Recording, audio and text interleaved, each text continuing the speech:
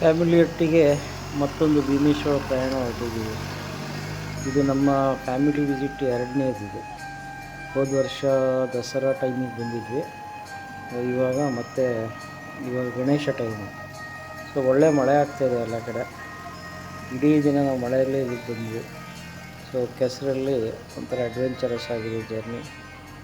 So ನಾನು ಮೊದಲೇ ಇದ್ರ ಬಗ್ಗೆ ಒಂದು ವಿವರವಾದ ವಿಡಿಯೋ ಮಾಡಿರೋದ್ರಿಂದ ಇದರಲ್ಲಿ ಜಾಸ್ತಿ ಕವರ್ ಮಾಡ್ತಾಯಿಲ್ಲ, ಜಸ್ಟ್ ಒಂದು ಗ್ಲ್ಯಾನ್ಸ್ ಅಷ್ಟೆ.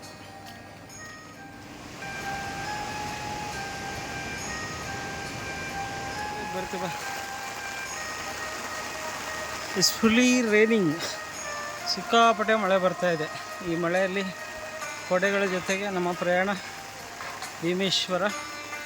ಭೀಮೇಶ್ವರ ಲಿಂಗ ಫಾಲ್ಸ್.